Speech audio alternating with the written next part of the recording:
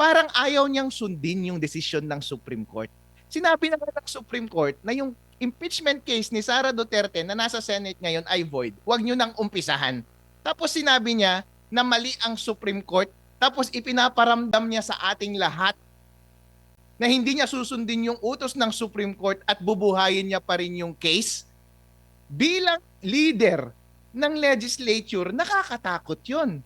In other words, meron talaga siyang pinapresenta na threat at nakakanerbiyos yun sa ating mga mamamayan dahil dinedestabilize niya ang ating lipunan. Kapag hindi na po rinerespeto ng mga pinakamatataas na tao sa executive, sa legislative at sa judiciary, yung constitution, magkakagulo po ang ating bansa. Attorney, hanggang saan ba yung limitasyon ng isang public official at siguro pati na rin yung pribadong citizen sa pagkokomento kaugnay sa nagiging desisyon po ng Korte Suprema? Alright, tingnan na lang natin yung jurisprudence. At walang iba kundi yung lolo ni Senate President Tito Soto. Ano ang sinabi niya doon? Sabi niya, yung mga nasa Supreme Court ay evil at incompetent at itong mga taong ito ay dapat ng palitan. Meron bang sinabi si Senate President Vicente Soto III ngayon na katulad noon? Meron. Sinabi niya, mag-charter change na lang tayo para ilagay natin sa tamang pwesto ang Supreme Court. At sinasuggest niya na mapalitan na yung mga nakaupo doon sa Supreme Court. Ibig sabihin, gusto niyang matanggal yung checks and balances doon sa Supreme Court na kumokontrol sa pang-aabuso na ginagawa ng Senate. Senate President Tito Soto, may balak ka bang buhayin yung sinabi ng void na impeachment case laban kay Sara na nasa Senate ngayon?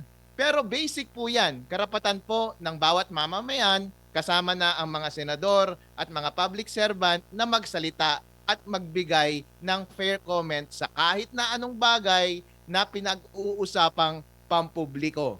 Kaso nga lang, kapag ini-intimidate mo na yung Supreme Court, kapag binubuli mo na yung Supreme Court, sinasabi mo na dapat nang palitan yung mga tao dyan dahil incompetent sila at evil, at sinasuggest mo na dapat matanggal yung fundamental function nila sa Constitution na bantayan ang inyong pang-aabuso, ibig sabihin, ina-undermine mo na ang confidence ng publiko doon sa institution ng Supreme Court. At hindi iyan maganda at dapat kang parusahan ng pagkakakulong o ng fine. Opo, attorney, sa pagkakaalam nyo po, maliban po dito sa lolo ng Senate President, marami na po ang napatawan ng indirect contempt dahil sa ganito, yung pagbibigay ng komento, hindi pagsasang-ayon sa naging desisyon ng Korte Suprema? Tama. Parang ano yan isipin ninyo, halimbawa, kapag sinabi ninyo na wag mong sundin yung utos ng korte, yun, ginugulo mo yung proseso ng hustisya. Ang essence ng indirect contempt ay hindi mo sinusunod ang maayos na pamamalakad ng pag-dispense ng hustisya. Halimbawa, kung may utos, halimbawa sa isang violence against women na case, nalayuan mo yung girlfriend mo, lapit ka ng lapit, ini-stalk mo pa rin, tapos hinaharas mo pa rin, tapos sabi ng kaibigan mo, "Hoy, wag mong sundin yan." Tapos sinasabi niya sa mga pulis, habang hinuhuli siya ng mga pulis, "Wag mong sundin yan dahil mali yung judge dyan, pinipigilan niya." Parang yun din kasi ang sinasabi ni Senate President Tito Soto ngayon Noong sinabi mo ba, Senate President Tito Soto, na hindi tama yung desisyon ng Supreme Court, parang lumalabas na gusto mong buhayin pa rin at isapilitan na paandarin pa rin yung impeachment case laban kay Sara na nasa Senate ngayon. Hindi maganda iyon kasi konti na lang ay sinisira mo na yung maayos na pamamalakad ng hustisya sa ating bansa. Kapag sinabi ng Supreme Court na tama na, wag nyo nang ituloy, wag ka nang magsalita na nagsasuggest pa na parang itutuloy mo pa. Tapos sinasabi mong hindi maayos ang paggawa ng desisyon ng mga nagsulat ng desisyon ng Korte Suprema. Dahil tapos na nga yung issue, tandaan natin, ang final arbiter, sabi nga nila, ang huling naguhusga sa mga ganyang issue ay ang Supreme Court. Nagsalita na po ang Supreme Court, tapos na po. Huwag na po ninyong palakihin pa yung issue dahil ginugulo nyo pa yung stability ng ating saligang batas. Opo, halimbawa, hindi po siya magbigay o magbitaw po ng opinion at parang itutuloy niya yung charter change dahil nga doon sa kumbaga, 'di ba, nabanggit niya na dahil doon sa decision, napapanahon na yung chat. Halimbawa, walang opinion pero parang ipinus niya yung pagbabago ng ating konstitusyon alinsunod dun sa naging desisyon ng Korte Suprema dahil sa medyo sumama yung kanyang loob. Kahit yun ay maituturing din ba na indirect contempt? Ang galing mo, Admar. Hindi yun indirect contempt dahil fair comment yun. Pwede niyang sabihin na hindi tama yung desisyon sa mga ganitong paraan at ang solusyon dyan ay charter change. Ito dapat ang gawin natin.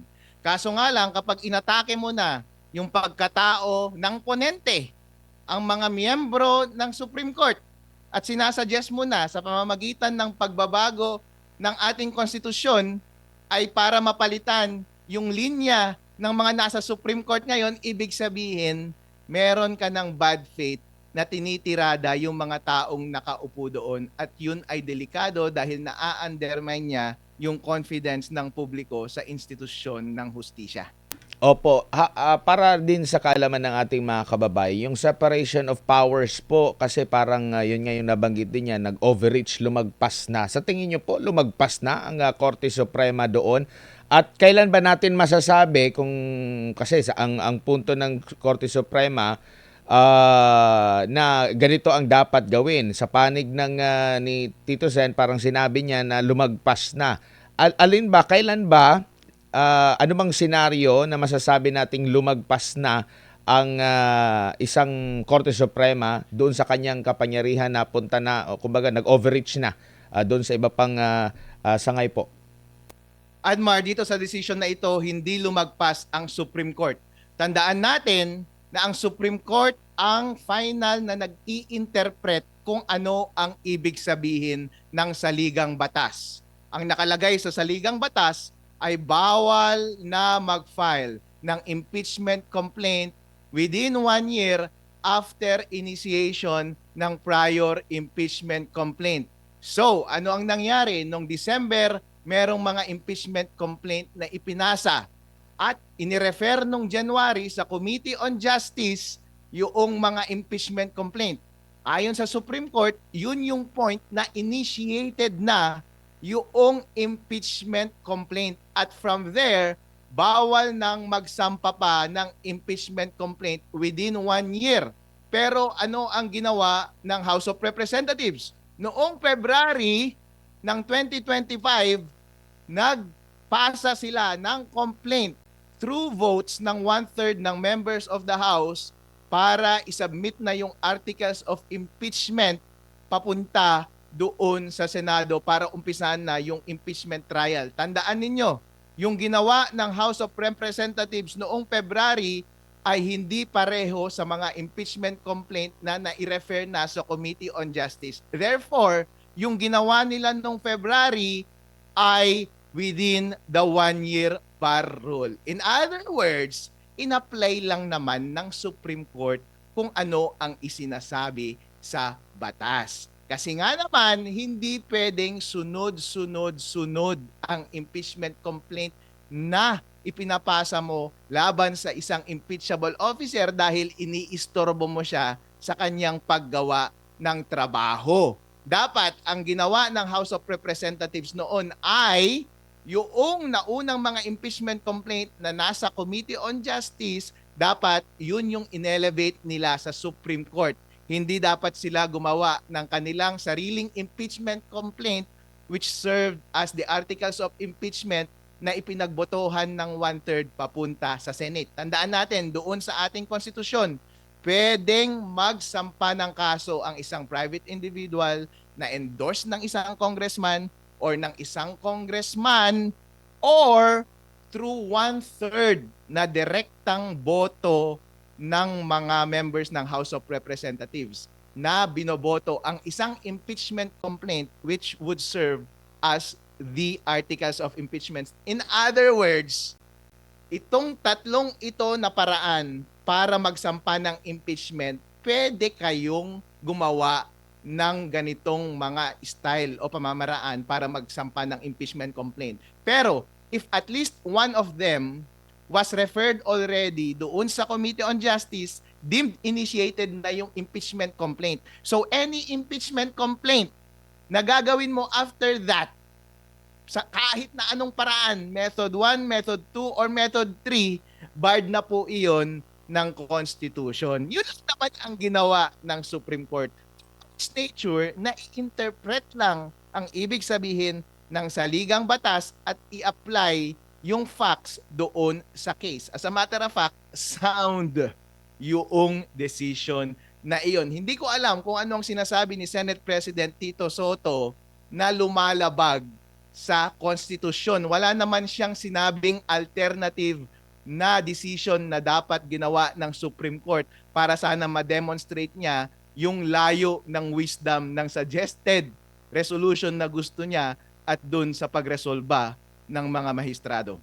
Ito rin ba yung dahilan kung bakit itong si Congresswoman Leila de Lima nung una, kasi 'di ba nung last year nung inilabas ito ng Korte Suprema yung unang desisyon nila, medyo nakabanat din siya sa Korte Suprema. Pero kalaunan, humingi siya ng paumanhin doon sa kanyang naging banat. Sabi pa nga niya dito, I regret and most humbly apologize to the Supreme Court for characterizing the impeachment decision as ex parte. Kumbaga, ito yung reason kung bakit humingi siya ng paumanhin din during that time na nakapuna siya, attorney, kasi pwede siyang mapatawan ng indirect contempt dito. Ano pa ito? July pa ito, after na ito nung unang desisyon ng Korte Suprema.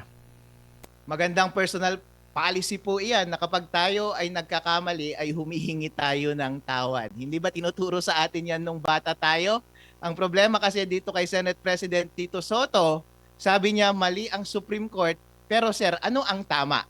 Ipakita mo sa amin kung paano dapat nagrason ang Supreme Court para masabi mo na tama. Wala naman siyang inoffer na alternative, nag-criticize lang siya. Sabi nga nila, hindi pwedeng criticize ng criticize na wala ka namang ino-offer na alternative interpretation. In other words, doon nakikita ang bad faith ng kanyang mga statements. Ibig sabihin, gusto niya lang talagang sirain ang confidence doon sa desisyon, ang confidence doon sa institution ng Supreme Court at ang confidence ng taong bayan sa mga mahistrado ng Supreme Court. Dahil kung totoong disagree siya doon sa soundness ng ating desisyon mula sa Supreme Court, sana nagbigay siya ng maayos na paliwanag about doon sa reasoning na tama. Ang tanging ginawa niya lang naman ay minalign niya lang yung institution ng Supreme Court at ang mga taong nakaupo rito. Opo, Attorney, good evening. Si MJ po ito. Sir, pag-usapan po natin yung dalawang outcome na mangyayari sa issue na po na ito. Halimbawa, pag kinatigan, anong epekto nito sa future na mga discussions involving Supreme Court decisions with finality? Okay lang naman mag-comment. Kahit naman ako, nagki-criticize din ako ng decision ng Supreme Court. Pero wag mo itong gawing in bad faith. Na ang primary purpose mo ay i-defeat yung trust ng taong bayan sa confidence sa institusyon ng Supreme Court. Tandaan po natin, kaya po maayos ang ating lipunan dahil po linay-out ng maayos ng ating saligang batas ang dynamics ng ating Supreme Court, ng ating legislatura at ang ating executive na maayos ang checks and balances nila sa bawat isa. Kaya hindi pwede na ang isa sa kanila ay nakikipag-away sa kanilang co-equal body. Tandaan po ninyo, malaki po ang relevance ng sinabi ng isang Senate President dahil hindi lamang yan ordinaryong tao, ha? Kapag ordinaryong tao, siguro pwede pang palagpasin. Pero kapag head na mismo ng Congress ang nagkikriticize sa kanyang co-equal body, pinapakita mo po sa taong bayan na hindi po stable ang ating lipunan, hindi po stable ang mga nakaupo sa gobyerno at nagprepresenta ka po ng krisis sa ating konstitusyon at hindi po yan maganda dahil para i-advance mo ang iyong sariling department ay hinihila mo pababa ang iyong co-equal department. Kayong tatlong department, kayo ang foundation ng maayos na civil society dito sa Pilipinas. Tapos sisirain mo ang isa para lamang tumuwid at i-advance kung anumang political agenda ng isang leg ng ating demokrasya. Babagsak po ang buong Pilipinas kapag ganyan. Kaya napakahalaga po na kontrolin yung mga ganitong klaseng pananalita, especially kapag mabigat ang consequence ng pananalitang ganyan, lalo na ang nagsasalita ay kasing bigat ng mga kinikriticize niya. Halimbawa, sir, pag walang aksyon o hindi katigan, ang lalabas, pwedeng basta na lang ganunin ang mga bumubuo sa Supreme Court, parang ganon, na anybody can talk about in that way. Sir, Maganda po na nag-file tayo ng formal petition sa Supreme Court para makapag-comment ang Supreme Court sa bagay na ito. Sa tatlong branches ng ating government, ang judiciary lang ang nagme-maintain ng maayos na ugali. Yung legislature at executive at mga commentators sa public ay nagbuburdagulan na, pero yung hudikatura hindi pa rin nagsasalita yan para lang ma-preserve yung kanilang dignidad. Pero po, kapag nagsampa tayo ng petisyon na katulad nito, magkakaroon sila ng pagkakataon na idepensa nila ang kanilang sarili. At dun sa kanilang panunulat, maa-assess na nila yung quality and repercussions ng mga pahayag ni Senate President Tito Soto. Halimbawa, marami pong case na indirect contempt na dismissed. Yung parusang fine at yung parusang imprisonment. Pero at any rate, marami pong mga paggalit na ginawa doon sa mga desisyon na yon sa pamamagitan ng discussion ng Supreme Court. Halimbawa, sasabihin ng Supreme Court, i-dismiss tong petition na ito dahil sa freedom of speech ng speaker. Pero in any event, mabigat naming pinagsasabihan yung nagsabi nito na wag mo nang uulitin at hindi maganda yung ganyan mong sinasabi dahil kanyang ina-undermine yung confidence ng public sa institusyon ng Supreme Court. At least nagkaroon ng pagkakataon ang ating judiciary na idepensa nila ang sarili nila. Otherwise, ibubuli na lamang sila ng pinakamataas na nakaupo sa legislative department at hindi po yun ang dapat na mangyari. Tandaan natin, kaya naparusahan yung lolo ni Tito Soto noong 1949 ay dahil senador rin siya noon. At sinabi ng Supreme Court na ini-intimidate niya yung Supreme Court at yung mga members ng Supreme Court at binubuli sila. At yun ang ginagawa ni Tito Soto ngayon. Bilang Senate President, ginagamit niya ang kanyang posisyon para ma-intimidate ang mga miyembro ng co-equal department ng legislature na ang namumuno ay yung speaker mismo na si Senate President Tito Soto. Hindi po yan, delikado po yan, masyadong masakit, mabigat, masyado ang sinabi mo, sir. paano naman, attorney, pag sabihin na hindi naman yun paninira, political statement lang naman. At ang Senado, ang Kongreso, politika po ang negosyo doon. Hindi naman para katulad sa Supreme Court na mga batas at konstitusyon po ang pinag-uusapan. Okay lang yan, magsalita po tayo. As a matter of fact, ako po ang number one na taga-promote ng freedom of speech sa ating bansa.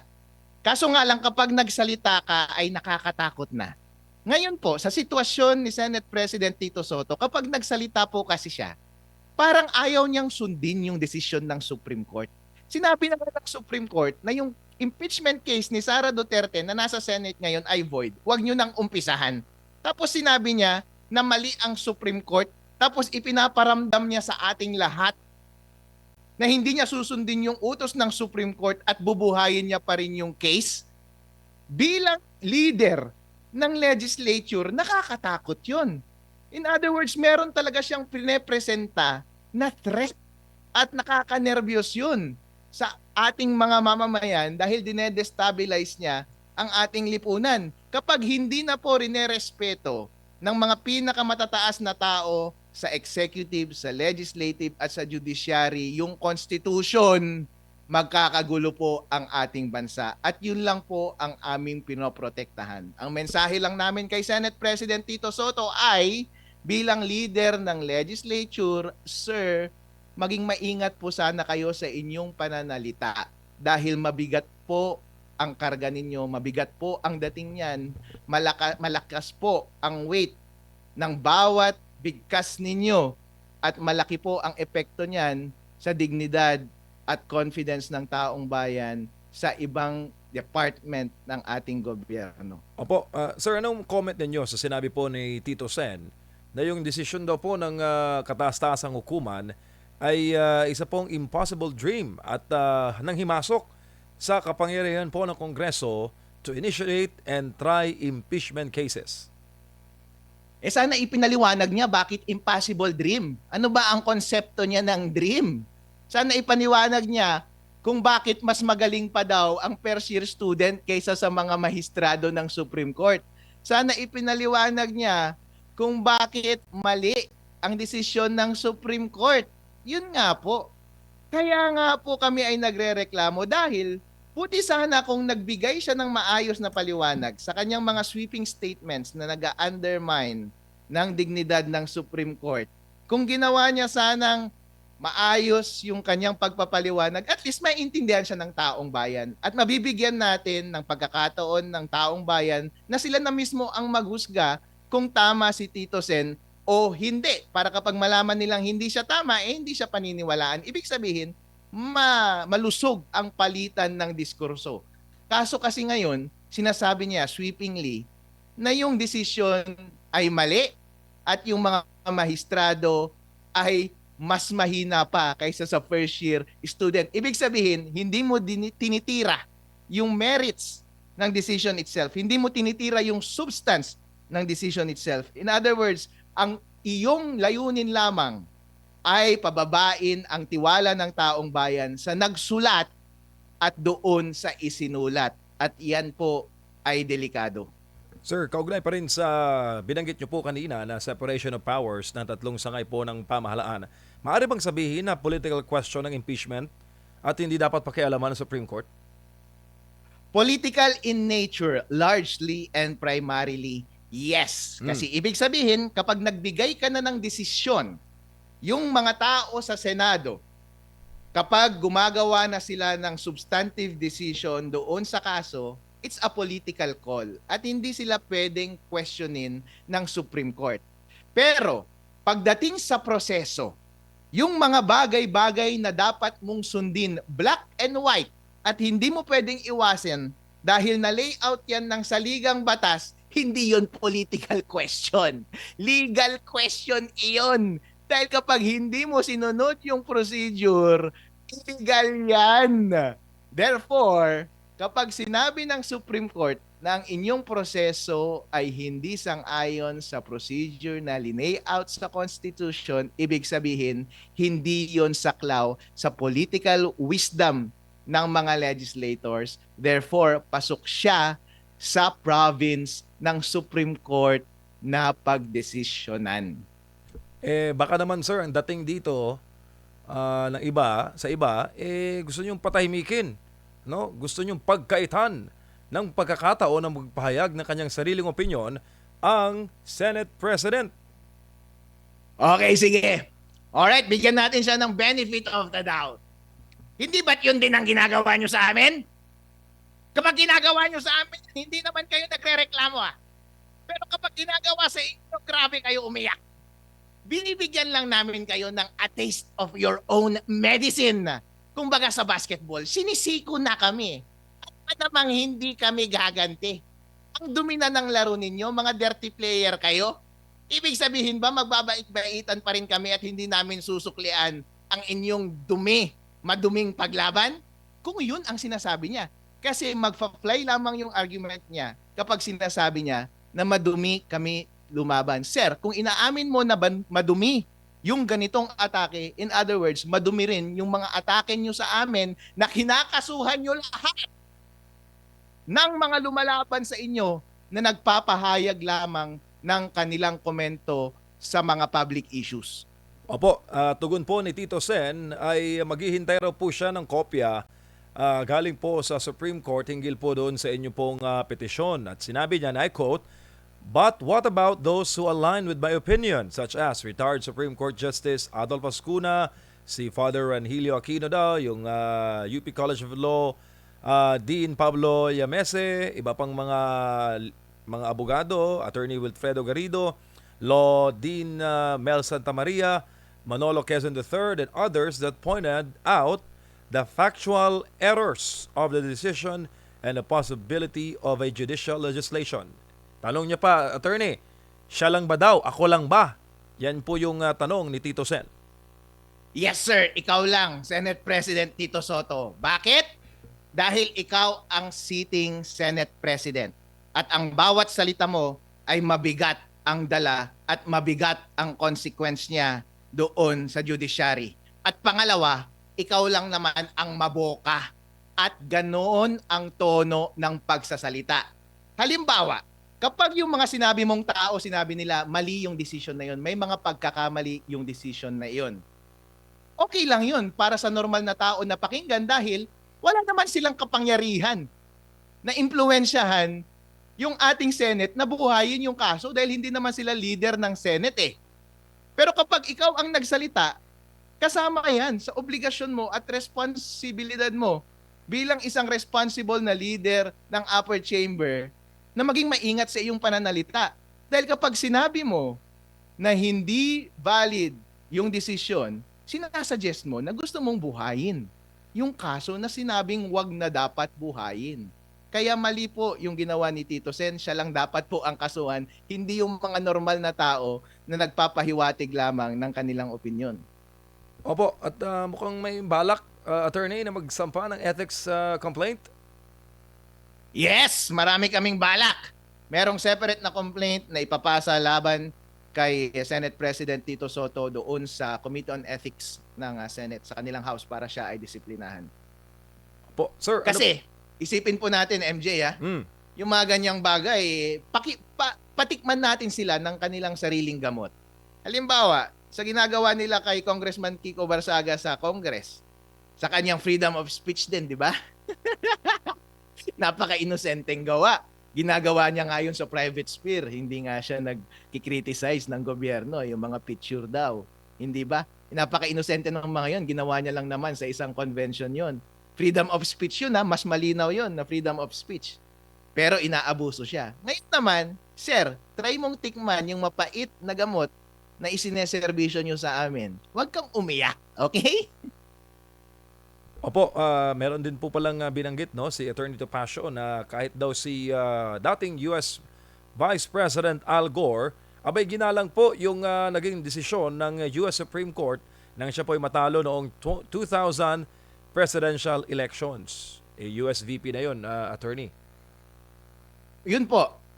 Meron po talaga tayong karapatan na magsalita. Fundamental po iyan. Kung wala namang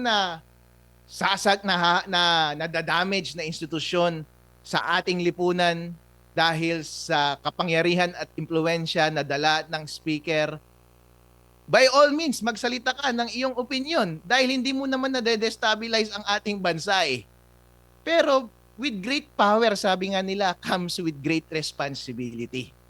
Kapag meron kang mabigat na impluensya, ikaw ang leader ng ating lehislatura, huwag kang magsalita ng mga masasakit na salita na naninira sa iyong co-equal na sangay sa ating gobyerno. Sir, ano pong mensahe ninyo sa taong bayan na matindi po ang pagtutok sa mga isyu ngayon sa politika, usapin ng batas at usapin po ng korupsyon at pananagutan sa ating bansa? Mga kababayan, ako si Attorney Harold Respicio at kasama ko ang mga mabibigat na mga abogado at politiko sa ating bansa na lumalaban sa mga korupsyon at pang-aabuso ng administrasyon na ito laban sa kanilang mga oppositors sa politika. Ang masama po ay kapag binubugbog na tayo at hindi tayo lumalaban. sunod-sunod na po ang kanilang pang-aabuso sa atin at panahon na po na tayo ay sumagot at lumaban sa kanila. Ang una po nilang ginawa sa atin ay yung kanilang pagharang ng third impeachment complaint, labag po ulit. Labag po iyon sa konstitusyon. Ngayon, ang sumunod, gusto nilang buhayin ang sinabi na ng Supreme Court na void na impeachment complaint. Labag ulit yan sa konstitusyon. Ngayon po, ang trabaho po namin ay pigilan ang sunod-sunod nilang paglabag sa ating konstitusyon. Kung consistent sila sa kanilang paglabag ng ating konstitusyon, consistent din po kami na labanan sila. Kaya samahan niyo po kami sa bawat laban na aming kinakaharap at maraming salamat po sa inyong suporta. Vice Mayor, Attorney, maraming salamat po sa inyong oras at panahon sa ulitin po. Ingat po kayo. Thank you, sir. Maraming salamat, Admar and MJ. Si Vice Mayor Harold Respicio ng Reyna Mercedes Isabela, isa sa mga petitioner nga po dito sa kanilang paghahain sa Korte Suprema. Hiniling na mapatawan ng indirect contempt si Senate President Tito Soto.